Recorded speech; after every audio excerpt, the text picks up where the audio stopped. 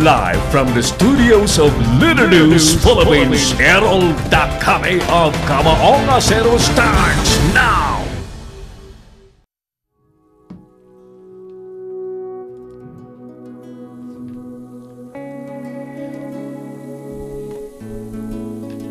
Mga kaibigan, unahin po natin ang panalangin ng online media broadcasters at mobile journalists.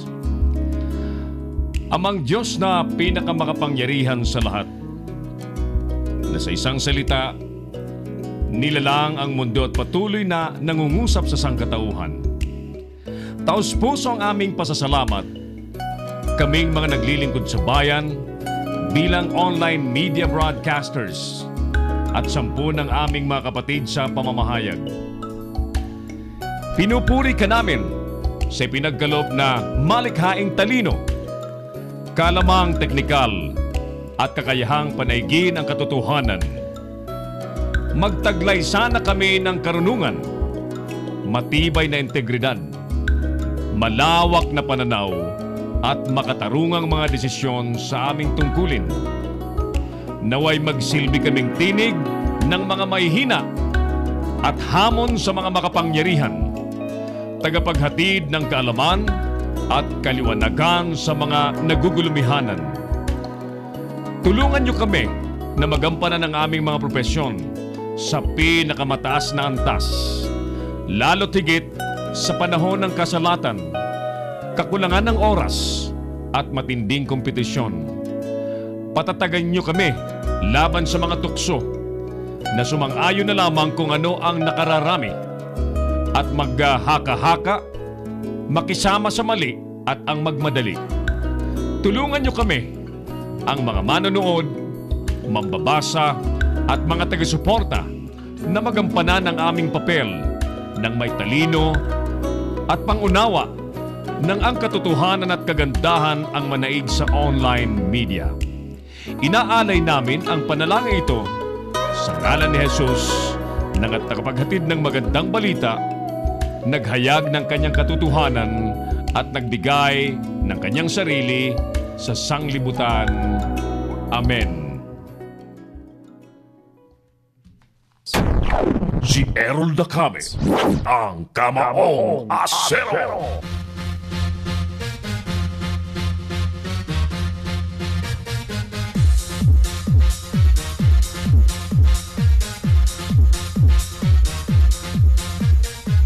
Diretso na po tayo sa mga mainit na issue sa gabi pong ito. Trillanes hiniling na sa Supreme Court na ipatigil ang arrest order ng Malacanang.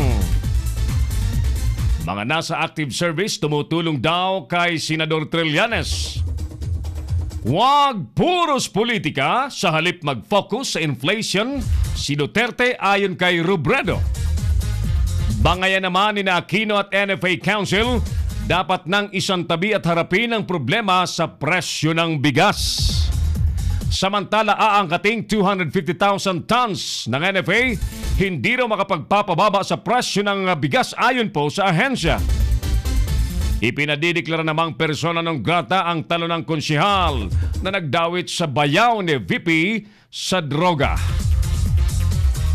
At DFA, hindi pa tiyak kung may mga OFW na nabiktima ng missile attack sa Saudi Arabia. Magandang gabi po sa inyong lahat. Ako na po ito si Errol Dakame. Welcome sa tigasing palatuntunang Kamaong Acero. Ngayon pong araw ng Huwebes, sa isa buwan po ng September taong 2018. Kumusta po kayo sa mga oras pong ito? At kumusta po ang mga OFW sa iba't ibang bansa sa lahat ng dako po ng mundo? Kumusta rin siyempre ang mga nasa Metro Manila, mga nasa karatig na mga probinsya at rehiyon, mga nasa key cities sa buong kabuluhan. At siyempre, kumusta po ang ating mga kababayan sa kanayunan? Hi and hello po sa inyong lahat. Everybody's welcome sa ating programa. All systems go po tayo sa ating pagkatanghal sa araw pong ito ng Thursday. At siyempre mga kaibigan, muli po namin iniimbitahan kayo na pakilike po ninyong ating FB page ng Leader News Philippines at mag-comment po kayo sa ating comment portion at i-share po natin para mas na marami po nakakaalam sa mga totoong nangyayari sa ating bansa.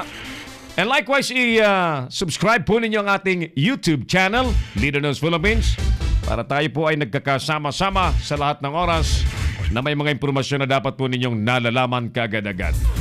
Kasama po natin ang buong person ng Leader News Philippines News and Current Affairs Team, Operations, Creative and Live Streaming, headed by Engineer Oliver Lico, Creative Director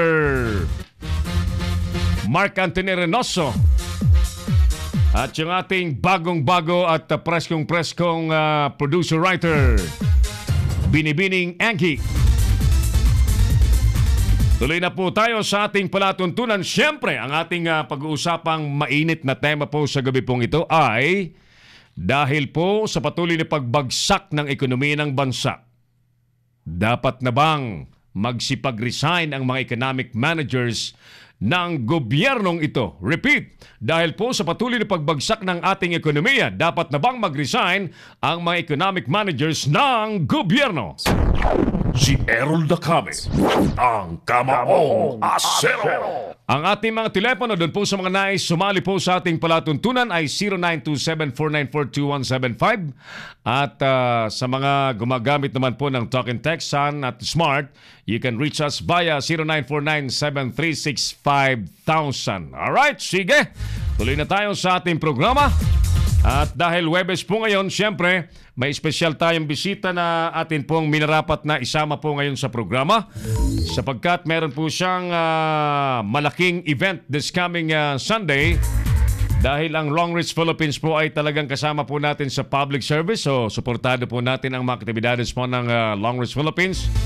Mga kaibigan, once again, nasa studio po natin, nasa station po natin, ang Diamond Director po ng Long Reach Philippines.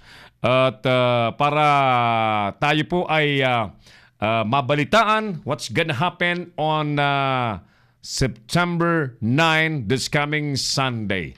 We have this time Ma'am Vicky Go. Good evening and welcome po sa Leader News Philippines sa programang Kamaong Asero, Ma'am Vicky. Good evening po sa lahat.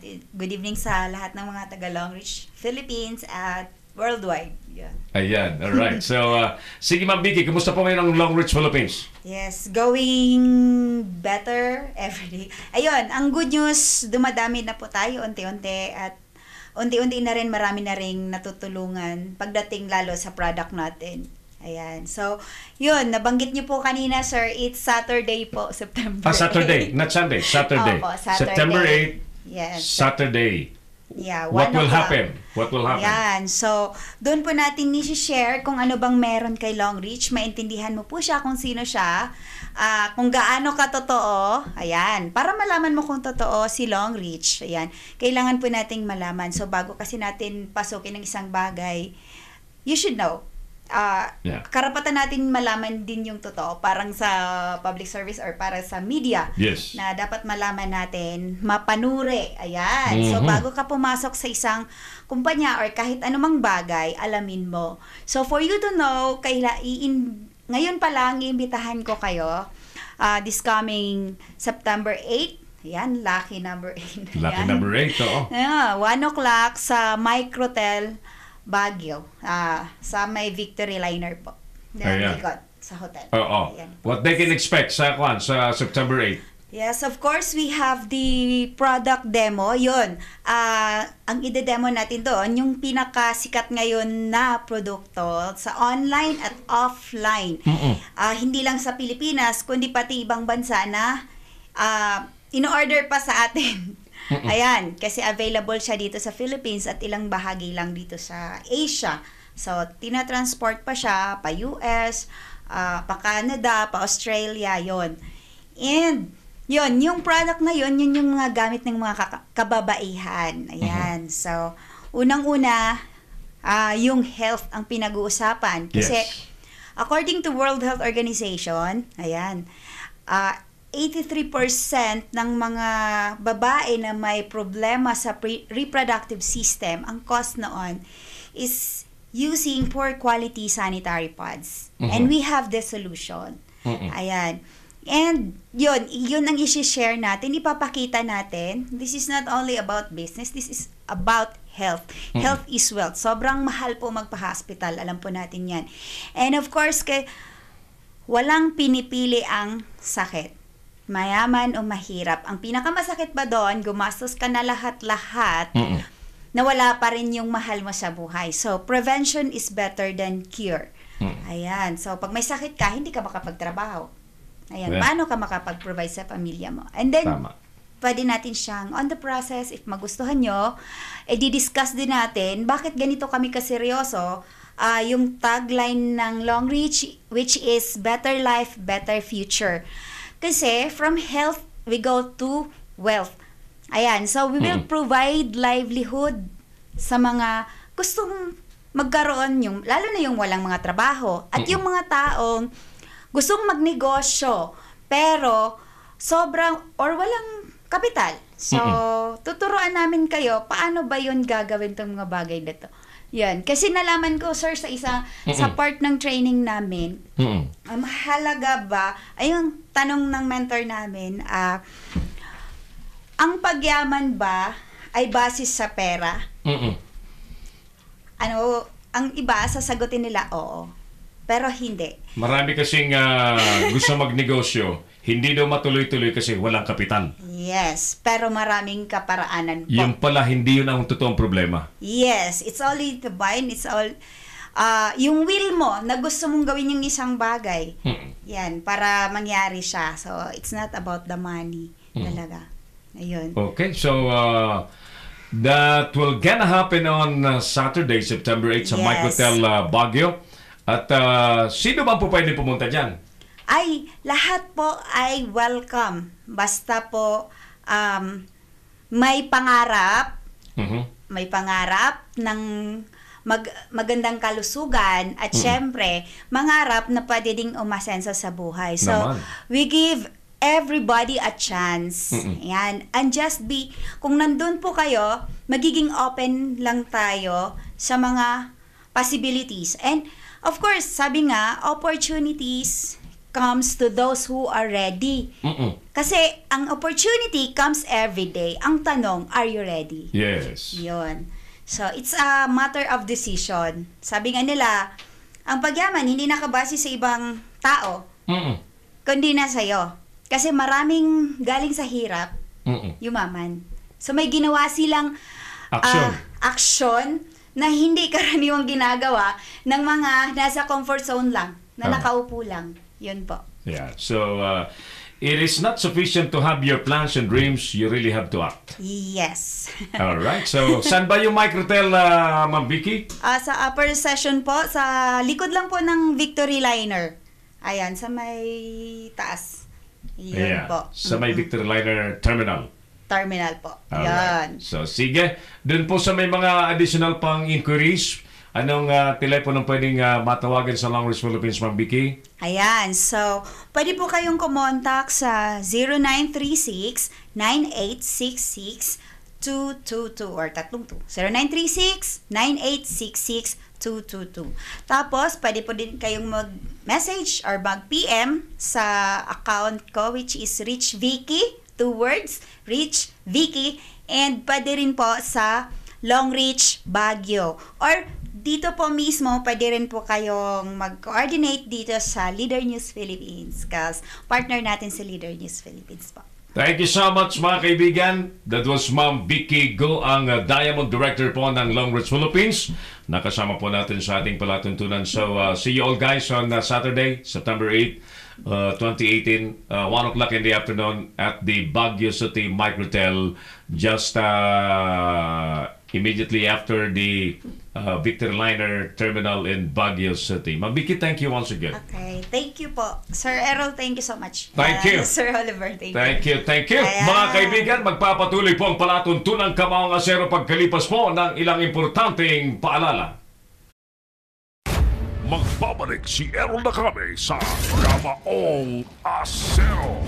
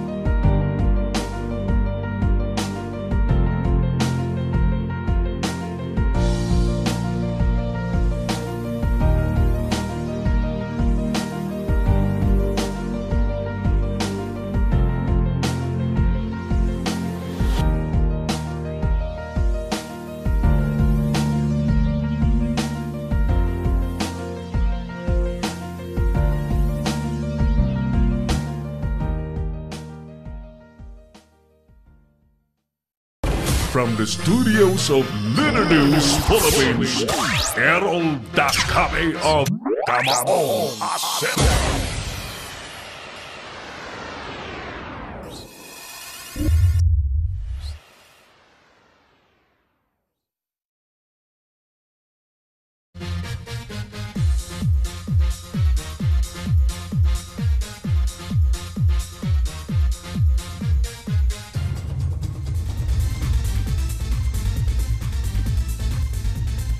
Oras natin mga kapatid, tumpak na hong 30 minutos makalipas po ang alas 7 ng gabi. Patuloy po kayong nanonood sa palatuntunang Kamaong Asero.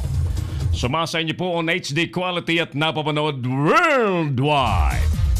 Alright, balikan natin yung ating survey question at inikayat po natin ang bawat isa. Sumali po kayo sa ating discussion.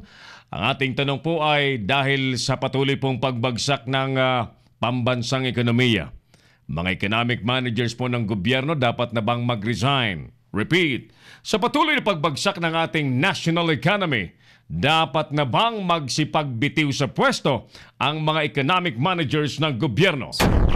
Si Errol Dacame, ang Kamaong Asero. Samantala mga kaibigan, isang special feature ang ating panoorin muna, Baguio Forward Car Racers. Kilalanin po natin at panoorin po ang special na ulat ni Binibining Angeline Valencia mamaya po ng konti. Standby po kayo sapagkat alam niyo po, ang problema ngayon sa kabataan ay ang masyado pong pagkahumaling, batang-bata pa, kindergarten pa lamang, may mga tablets na, may mga cellphones na at may mga computers na. And nakakita po tayo ng mga kabataang nagkaproblema po ng todo sa pag-aaral because of the so much time consumed in using computers. Ano ho? So, ito pong may-ari ng Baguio Forward Car Racing Store ay may magandang advocacy na mailayo ang mga kabataan po sa sobrang paggamit ho ng computer. So panoorin po natin ang ating special feature sa ating programang Kamaong Asero Baguio Forward Car Racers. Atin pong kilalanin, hatid po ni Binibining Angeline Valencia. Mahigit isang dekada nang nilalaro ng kabataan ang Mini 4WD car racing. Pero sa paglipas ng panahon, naging abala sa mga gadget ang kabataan. Pero ang grupong Tamiya Baguio Hub, muli itong binubuhay. Ang tawag kasi dito parang mini 4-wheel drive racing. Tamiya mini 4-wheel drive racing. Pinopromote natin to para iiwas din yung mga ibang bata sa computer, more on computer gaming, gano'n. Kasi mas magandang ang interaction pag yung ganitong ginagawa ng mga kids. Si Earl naman, nahiligan na rin ang pangongolekta ng mga ito. Meron siyang 200 Tamiya car. Nung bata pa ako, madalas na akong mahilig sa sasakyan and then na-introduce to sa akin. Ayun, hanggang sa linaro ko na and then dito kasi lumalabas yung mga skill mo, yung mga talent, kung paano mo i-build, kung paano maging stable at bago maging mabilis. And then nung nag-college na ako, nahinto na, ito ulit, bumabalik. Ayan, kaya nakakolekt ng mga kahit mga sa isa, dalawa, hanggang sa dumami na. 3 klase ng kotse ang nilalaro ng grupong ito. Ang Speed Tech, Pro Stock at Stock.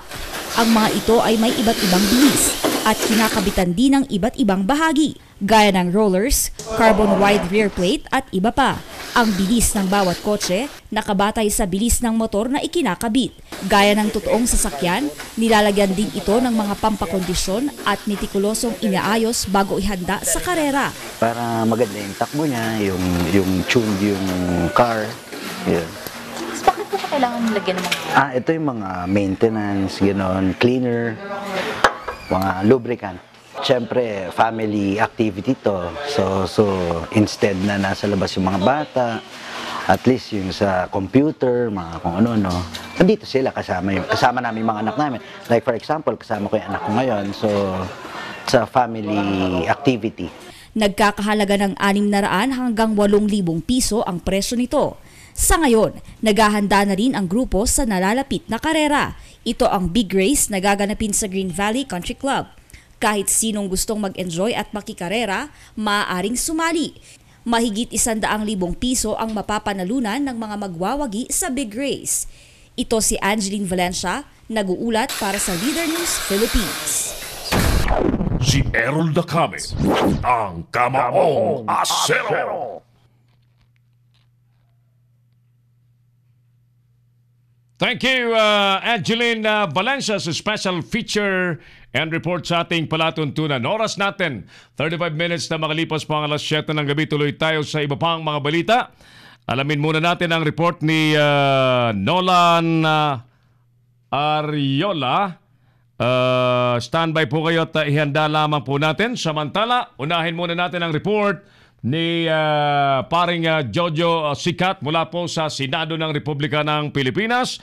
Ano na kaya ang mga nangyari po sa Senado? Narito po ang report ni partner Jojo Sikat. Standby.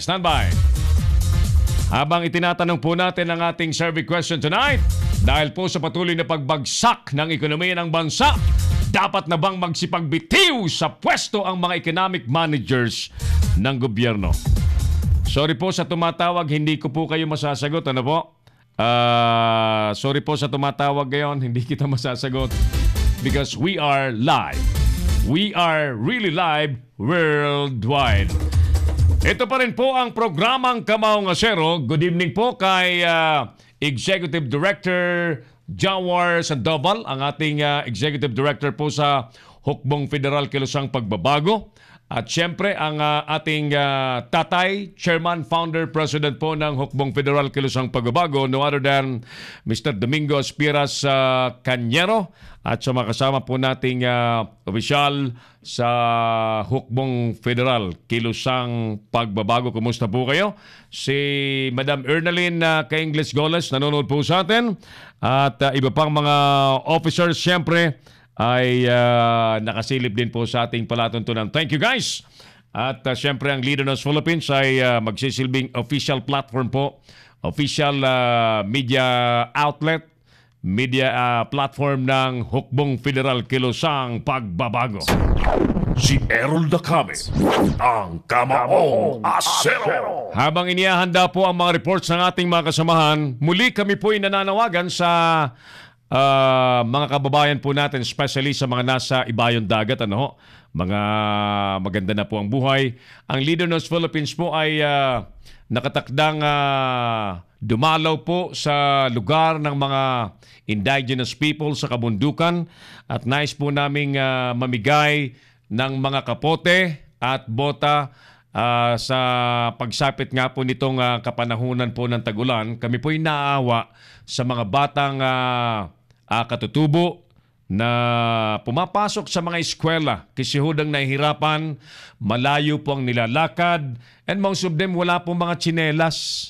Inaabutan po ng ulan sa daan, sa kabundukan, pauwi at papunta po sa eskwelahan. At yan po ang nais nating kalingain sa pamamagitan po ng pamimigay sana ho ng mga kapote na magiging pananggalan po nila sa ulan at bota po sana just in case kung may mga bahan dadaanan sa at hindi po sana mabasa ang kanilang mga uniforme para magamit pa kinabukasan. So kami po ay kumakatok sa puso ng mga OFW, mga nasa abroad ng may kakayanan, tulungan niyo po ang ating programang pamimigay ng kapote.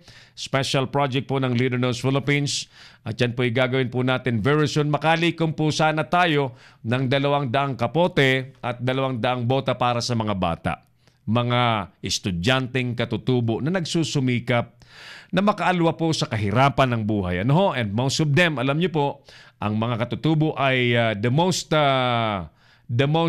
neglected, the frequently neglected sector of the society na nais po nating haplusin. At syempre, magiging katuwang po natin yan ng Sulong Katutubo International Foundation.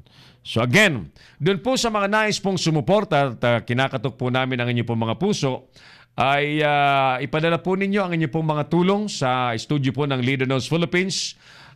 Pwede nyo pong i-transfer po yan, ang inyo pong mga tulong pinansyal sa Leader News Philippines. O di kaya sa inyo pong lingkod, Errol Dacame. At makakarating po yan sa atin sa pamagitan po ng either Western Union, Cebuana Luilier, o anuman pong pamamaraan na meron po sa inyong mga lugar. mamimigay tayo ng kapote at bota sa mga estudyanteng mga katutubo. And we hope to do it very, very soon. So, muli kaming kumakatok po sa inyong mga puso. Si Errol Dacame, ang Kamaong Asero. At exactly 40 minutes after 7 in the evening, dumako na po tayo sa mga kaganapan sa loob po ng Senado. Narito po ang report ni partner Jojo Sigat. Parang Joe, magandang gabi sa iyo. Sa isinagawang press conference sa Senado, ipinakita ni Senador Antonio Trillanes Report ang ilang dokumento na magpapatunay na naghain nito ng amnesty application at yung pag-amin nito ng guilt sa kanyang kasong rebelyon. Ipresentan Trillanes sa harap ng media ang listahan ng amnesty application mula sa DND Ad Hoc Amnesty Committee kung saan nasa ikawalong listahan ng senador. Ang naturang dokumento ay may petsa na January 5, 2011 na nilagdaan ni Colonel Josera Barbigal. Kaakibat rin nito ang isang litrato na nagpapatunay na nilagdaan ni Trillanes ang application form para sa amnestiya nito sa ilalim ng Proclamation No. 75. Ipinakita ni Trillanes ang isa pang dokumento na magpapatunay ng grant ang kanyang amnesty noong January 25, 2011 na may lagda ng dating Department of National Defense Secretary Volker Gasmin. Aniya ng senador, ang mga naturang dokumento magpapatunay na walang basihan ang sinasabing ground na hindi ito nagsumite na application form kaya ni-revoke ang kanyang amnesty sa nilagdaan ng Pangulong Duterte na Proclamation Order No. 572. Sa naturang press conference, ipinakita rin ni Trillanes itong blanco application form para sa amnesty kung saan nakasulat na mismo sa form itong kanyang pag-amin sa kasalanan bago nito lagdaan ng application form. Paliwanag ni Trillanes na pagpapatunay lamang ng nilagdaan nito ang application form na inamin na nito ang kanyang kasalanan sa pamalaan bago ang grant ang kanyang amnesty. Dahil dito ay ginit ni Trillanes na malabo na rin ang ground na kaya ni-revoke ang kanyang amnesty dahil sa hindi ito tinanggap ang pagkakamali na malinaw aniya na nakasaad na sa form yung ground o yung pag-amin sa pagkakamali bago ito lagdaan. Ayon kay Senador Trillanes. So, ito ngayon yung mga pumirma. These are real people na pwedeng lumabas ito sa mga pagpatibay na totoo itong mga dokumentong ito. Okay? So, maliwanag. Yung unang basis na sinasabing hindi ako nag-apply, that is a lie. Kasi dito, the documents and the video have proven otherwise. So, next na assertion nila is hindi raw ako nag-admit ng guilt. So, ito ang pro forma application form ng amnesty. Nakalagay dyan yung admission of guilt. Babasahin ko. I hereby acknowledge that my involvement/participation in the subject incidents constituted a violation of the 1987 Constitution, criminal laws, and the Articles of War.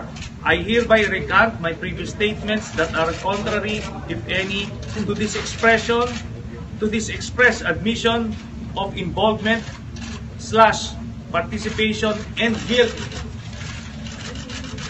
All you have to do is sign. Kasi incorporated na dun sa form yung admission of guilt.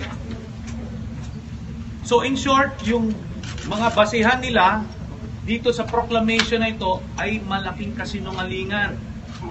So ito, kung may void from the start, itong proclamation nila. So maliwanag ito na talagang hawsyaw ang pagkagawa. Dahil talagang gusto lang naman nilang ipitin ako bilang isang kritiko ni... Sinabi pa ni Trillanes na kaya lamang ginagawa ang mga inventong kaso laban sa kanya dahil hindi ito mahanapan ng butas ng Pangulong Rodrigo Duterte. Ito, si Jojo Sigat para sa Leader News Philippines, nagulat. Si Errol Dacame, ang Kamaong Asero. Thank you so much, paring Jojo, sa report na yan. At patuloy pong nagiging mainit ng sapin ang arrest order kay Senador Trillanes na sinasagot niya naman ng mga dokumento dyan sa Senado. At this very moment, siya po'y nakakustodya po pa rin dyan sa Senado at siya po'y lumalabas na suportado ng lahat ng senador ngayon dyan sa Senado ng Republika ng Pilipinas. Ayon po sa balitang binasa natin, ay tinutulungan din umano si Trillanes ng mga nasa active service. Si Errol Dacame, ang Kamaong Asero. Isa pang report ang ating pakinggan sa ating palatuntunan. Puntahan natin ang report ni Nolan Ariola. Ano nga yung report ni Nolan sa ating palatuntunan? May ano yung lead ni Nolan? Gusto kong basahin yung lead ni Nolan. Nasaan na ba yung lead ni Nolan? Where are you, Nolan? Okay. Sige, diretso na tayo sa report ni Nolan. Sa oras pong 46 minutos po makalipas ng alas 7 ng gabi. Lan, magandang gabi siya. Go ahead, please. Magandang gabi kasamang Errol. Nagsagawa ng kilos protesta ang grupo ng National Food Council sa harap ng Senado upang ipalawagan na suportahan ng mga senador na maisabatas ang Zero Hunger Bill na inakda ni Congressman Carlo Nograles. Ayon kay Elvira Quintila ng National Food Council, kabilang sa mga dahilan para isabatas ang Zero Hunger Bill ay naglalayon na tapusin ang kagutuman sa Pilipinas sa loob ng 10 taon. Paglikha ng legal na balangkas upang matugunan ang kagutuman, pagtatayo ng isang komisyon na mangangasiwa sa pagpapatupad ng karapatan sa sapat na pagkain, komprehensibong solusyon sa kagutuman at magkaroon ng mga bagong programa sa pagkain. Karapatan ng lahat. Pagkain dapat sa bawat pamilyang Pilipino, pagkain ay karapatan ng bawat Pilipino, makasal ang kagutuman, karapatan sa sapat na pagkain, ipaglaban. Pagkain sapat para sa lahat. Isang main feature ng batas na yun, i-end niya within 10 years pag naisa batas yung kagutuman sa Pilipinas. Doon, isa siya. So, given the situation sa ngayon, na grabing crisis natin, na talagang ang presyo ng bigas is basic na pag sabihin natin na pagkain, karapatan sa pagkain sa Pilipinas, ang staple natin ay bigas, di ba? So ngayon, halos hindi na affordable yung bigas. Kaya, lalo nating kasi doon sa aming batas, ang definition namin sa right to food, doon, yung karapatan natin na magkaroon ng steady supply, permanent supply na affordable ito. Ibig sabihin, abot kaya ng mga mamamayan na bilhin ito. Tapos, dapat safe ito na pagkain. Sa ngayon, lalo na yung issue ng fumigated rice natin, alam natin na na yun, yung bagay is not safe anymore dahil pwede, kung makain, gusto mo talagang kainin yun, pero as to kung safe ba ito kainin, kasi fumigated na nga eh. Tapos so ito na yung question sa isusulong namin, dapat yung karapatan sa sapat na, yung karapatan sa pagkain ay dapat sapat, nutritious, safe siya dapat according to our culturally acceptable siya sa atin, at yung pang-apat dapat affordable, accessible siya anytime. Sana panawagan namin sa mga senador, kasi ang Zero Hunger Bill na to napasa na sa Congress. Ang mahina lang kasi dito sa Senado. Sana ngayon ito yung makakatulong talaga na maibsan yung ating kagutuman o mawala yung kagutuman sa Pilipinas.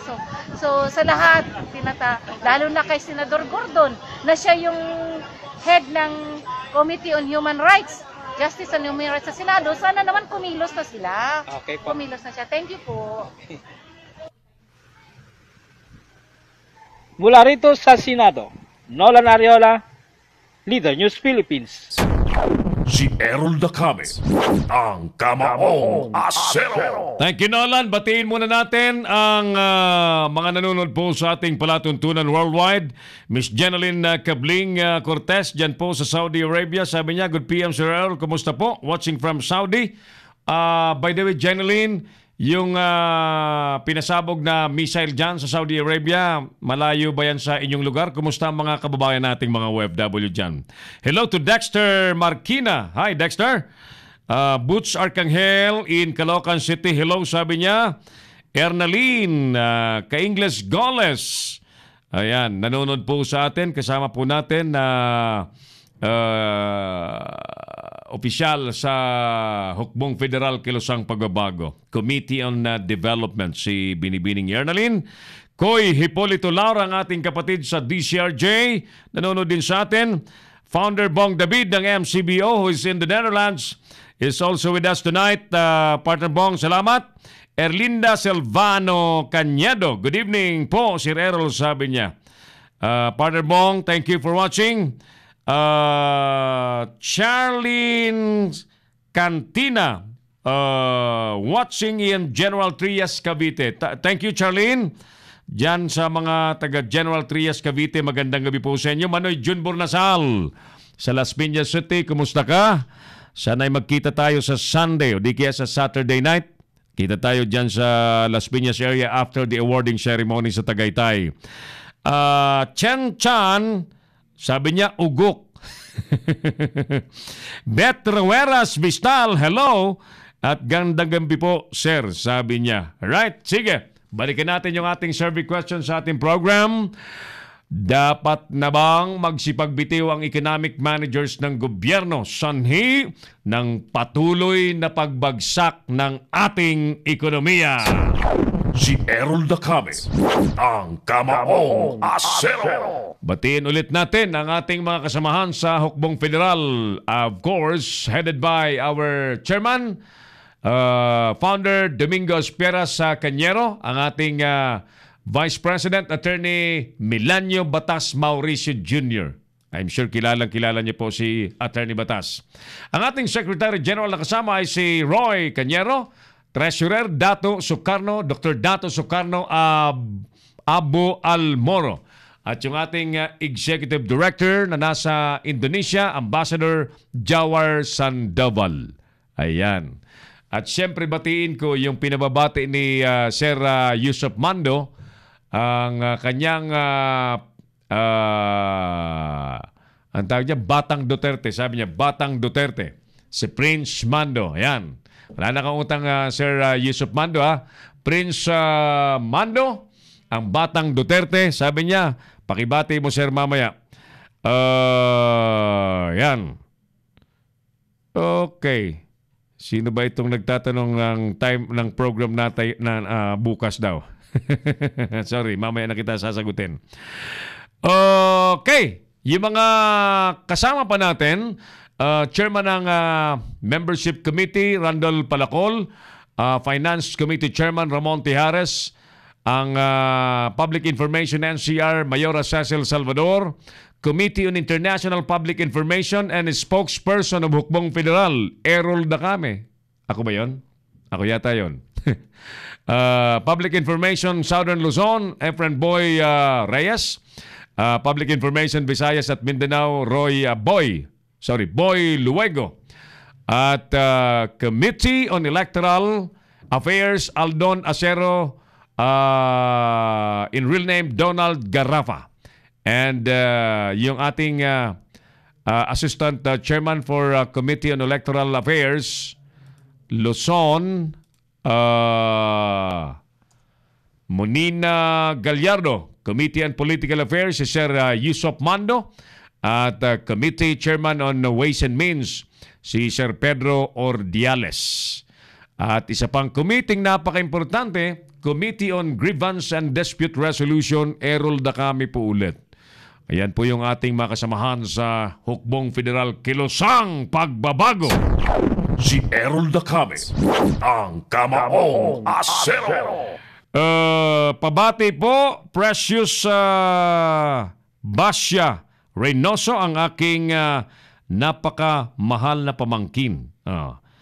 Ayan. Precious Basya Reynoso, good evening. Pinababati ka ni Creative Director Mark Anthony Reynoso. Pakibati kay Madam Princess Samira R. Magdangal. Hi, Ma'am Princess. Kumusta ka na? Oo.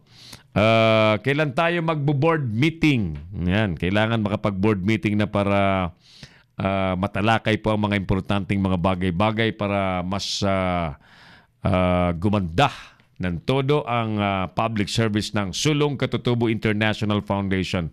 Ma'am Amira, ang Leader Knows Philippines ay mamimigay ng mga kapote at mga bota sa mga batang katutubo. We hope to do it next month at patuloy kaming nananawagan sa mga manonood po nating may mga kakayanan. Tumulong po tayo at pangarap po namin makalikom ng 200 kapote at 200 pares po ng bota para sa mga estudyanteng katutubo, mga elementary na pumapasok po sa malalayong eskwelahan, naglalakad sa bundok, maputik, mabato, nangangarap lamang po mga pagtapos ng pag-aaral. Suportahan po natin. Ano? Ang inyong pong mga tulong ay ipadala po ninyo dito sa Leader Knows Philippines Studio. Ipangalan po ninyo sa inyong lingkod, Errol Lacame. Yan po yung makakarating either Cebuana Luilier, either Palawan, either Western Union kung galing sa abroad, pwedeng LBC. At hopefully next week ay may special account po tayong ibibigay na ng Leader Knows Philippines para doon niyo po pwedeng ipasok ang inyo po mga tulong na galing po sa puso, tulong pinansyal para po sa mga kabataang katutubo na nais po nating alalayan. Si Errol Lacame, ang Kamaong Asero. Kuyang Saldi Nardo, kumusta ang maghapon mo, Kuyang Saldi? Insang Ninang Nelly Cope, ang napakagaling, matalino, mabait, masipag na DepEd supervisor. Yan. Sana maging ano na ito, provincial head. And hopefully maging regional head. Erlinda Selvano Cañedo, sabi niya, dapat po. Ayan. Kasama ako dyan, Sir Errol. Ayan, kasama ka talaga, Ma'am Ernalyn, sa mga opisyal ng Hukbong Federal Kilusang Pagbabago as chairman ng Development Committee. Si Errol Lacame, ang Kamaong Asero. Ano pa? Ulitin natin yung ating survey question. Dahil sa patuloy pong pagbagsak ng ating ekonomiya, dapat na bang magsipagbitiw sa pwesto ang mga economic managers ng gobyernong ito? Ano po sa inyong palagay? Mag-comment po kayo sa ating live FB page at yan po ibabasahin po natin nang wala pong dagdag, wala pong bawas sapagkat ang aming pong pakay ay bigyan po kayo ng tinig at nang marinig po ng mga kinaukulan ang tinig po ng mga Pilipino. Yan. Ma'am Jeneline, kumusta po ang mga nandyan sa Saudi Arabia? Kumusta po ang mga miyembro po ng MCVO?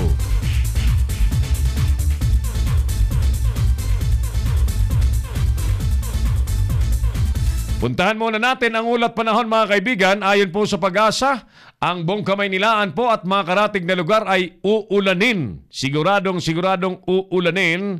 Sanhi po ng tinatawag nating thunderstorm. Yan pala eh. Sinabi na po ng Pag-asa na tiyak nang mag-uulan sa Metro Manila. Kasama po ang mga lalawigan ng Zambales, Bataan, Rizal, Bulacan at Quezon Province. Asahan umano ang pagbuhos ng ulan sa loob po ng 2 oras dahil sa thunderstorm.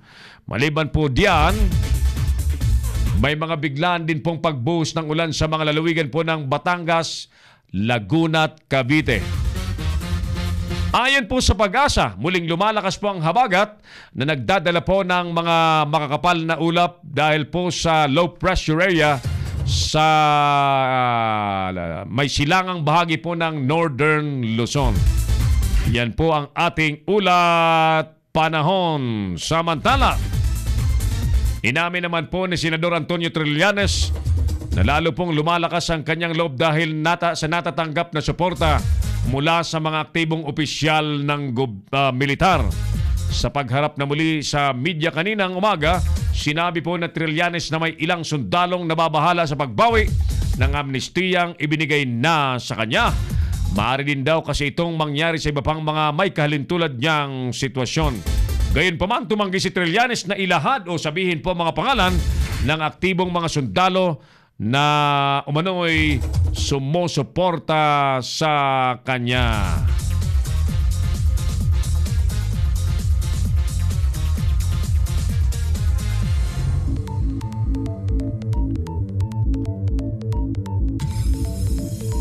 Hindi naman daw makakapagpababa sa presyo ng bigas ang aangkating 250,000 tons na bigas ng National Food Authority.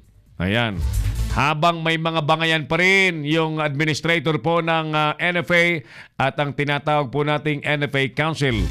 Itong mga taong ito, dapat ito'y nagsisipag-upo na at magtrabaho nang ang problema po natin sa presyo ng bigas ay maresolba, sapagkat it is not enough na sabihin ninyo na walang problema sa supply ng bigas. Alam niyo po, hindi naman mga bubo ang mga Pilipino na ang nananaig na prinsipyo po sa ekonomi ay the law of supply and demand.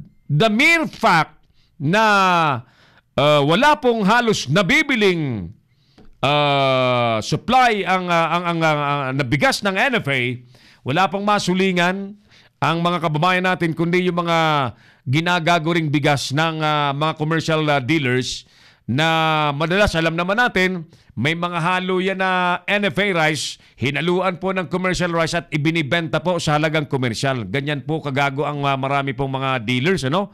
Na hinihiling sana natin na yan po ang masakote ng gobyerno dahil iyan po ay direktang bumubulyak po sa sikmura po ng mga Pilipino. Si Errol Dacame, ang Kamaong Asero. Nanawagan naman po si Vice President Lena Robredo sa Duterte administration na tigilan na po ang pamumulitika bagkus ay mag-focus po sa problema sa inflation. Ayan. Sa isang pahayag, sinabi po ng pangalawang Pangulo na walang makikinabang sa pamumulitika ng gobyerno. Tulad na lamang po ng pagbawi ng amnesty ni Senador Antonio Trillanes. Lumalabas po na chupi. Lumalabas po na parang nawaw mali si Solicitor General Calida sa ginawa niya kay Trillanes. Kasi ayon po sa mga pinakitang dokumento ni Trillanes, ay hindi totoo na siya'y hindi nag-apply at hindi totoong siya'y hindi umamin ng kasalanan. Mga dokumentong prinisenta ni Trillanes kanina sa media, well, based on report also of our reporter Jojo Sigat. So, tingnan natin kung ano pong mangyayari sapagkat may proclamation na inilabas ang Pangulo na hindi naman basta mababali.